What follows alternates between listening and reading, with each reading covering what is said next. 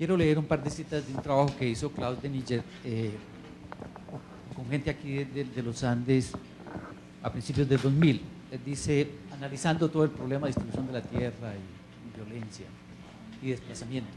Dice, los resultados del análisis de niveles de violencia para un año en particular o cuando hubo datos disponibles para varios años, se utilizó el promedio de estos años, indican una asociación positiva entre inequidad en la tenencia de la tierra y resultados violentos, es decir, acciones violentas. Y dice también, para interpretar este resultado y sus implicaciones, cabe notar que los municipios con mayor desigualdad en la tenencia de la tierra son los más atrasados y requieren de tasas de inversión pública, etcétera, etcétera. El estudio en general lo que indica es que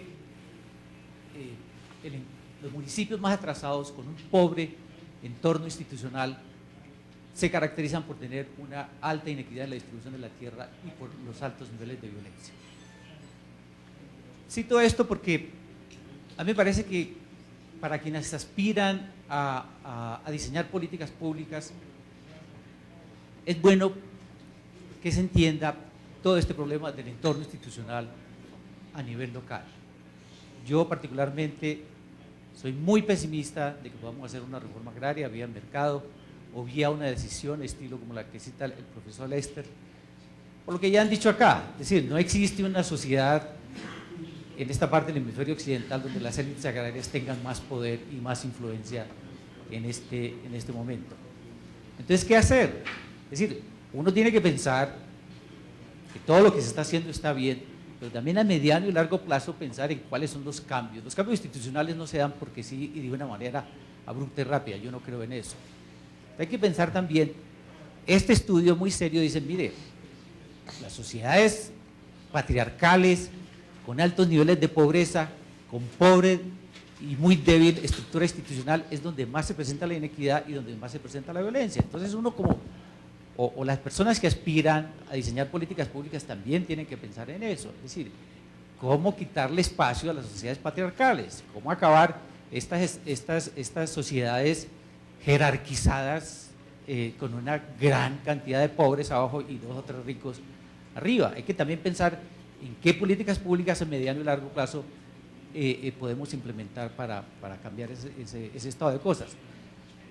Gracias. Pues recojamos otras dos. My question Mi pregunta es para el profesor Salinas. Para el profesor Salinas, yo creo que en estos contextos con frecuencia y muy correctamente la concentración recae en el marco jurídico y como su presentación lo demostró, las fallas constitucionales y de otro género que confrontaron los desafíos de la reforma agraria, sí, pero me intrigó su comentario de que aunque sí hay mecanismos o los ha habido y jurídicos para que las víctimas puedan usar o que se puedan usar para las víctimas, ellos no tienen acceso a abogados ni a representación legal apropiada. Y la pregunta como abogado practicante en Estados Unidos, yo pregunto, ¿se ha pensado en dar incentivos a los abogados financieros y otros para que ellos representen a las víctimas y así los derechos jurídicos a medida que surjan puedan realmente hacerse cumplir? Y secundariamente se ha pensado en cómo es que las instituciones de educación que preparan abogados, las escuelas de leyes, pues si estas están alentando o preparando a sus futuros abogados para que tengan carreras que favorezcan a estas víctimas, como lo ha dicho Francisco. Aún si tenemos éxito en implementar cambios rápidamente, en el largo plazo las víctimas van a necesitar representación legal y se ha pensado pues en tener la creación de un ejército de abogados para representar a las víctimas en el largo plazo. Diego Tañado. Mi pregunta es la siguiente. Nosotros hablamos del INCODER, pues anterior, del INCOR, ahora INCODER, hablamos de la Corte, hablamos de, digamos, nivel central.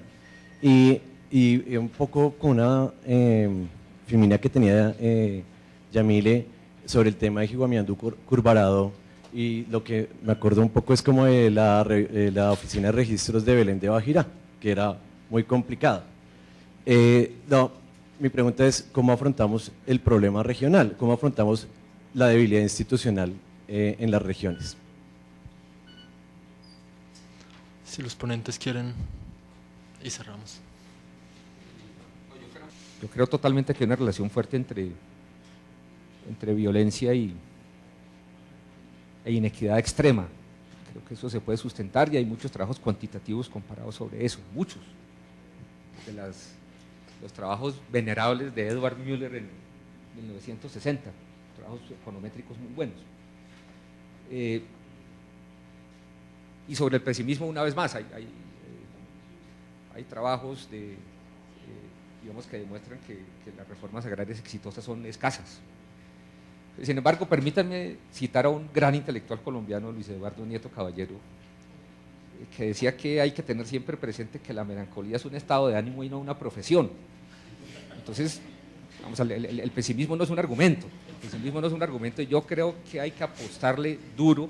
Entre otras cosas, los cambios institucionales son los que se pueden hacer rápidos, digamos, los que son despaciosos son los normativos, etcétera, etcétera. Yo creo que hay que apostarle a esto porque no solamente las posibilidades de paz, y además en sí es una cuestión normativamente deseable, sino que diría que las posibilidades de desarrollo en Colombia pasan por superar esta situación de inequidad extrema. Es decir, la inequidad en general se puede evaluar, pero ya cuando pasa cierto umbral creo que es intolerable en muchas dimensiones, y yo no creo que Colombia pueda salir avante de su violencia, de su subdesarrollo persistente, etcétera, etcétera. Noten ustedes, por ejemplo, que estas economías que se defienden a balas son terriblemente ineficientes, por ejemplo. Y con respecto a la observación, que creo que es, aunque lo único que corregiría es, Incoder no es el antiguo Incora, es otro bicho, es otra clase de animal, pero digamos, lo que observaría es que digamos, buena parte del problema, obviamente no soy un especialista, iba a decir que la segunda acepción de exposición política es que nosotros no tenemos ningún conocimiento específico como si tienen los abogados y los economistas, pero digamos, sin entrar en los detalles, me parece que esa privatización brutal de la regulación de los derechos de propiedad tiene, vía ese sistema de notarías, etcétera, que ¿verdad?, genera el capitalismo típico de manual, el capitalismo político, perdón, de manual, en donde el presidente paga favores políticos colocando registradores o al gobernador, y por otra parte los registradores tienen una injerencia directa en derechos de propiedad, y sobre todo ahí donde son contestados, digamos, donde las cosas no son claras. Digamos, un primer paso fundamental es ese.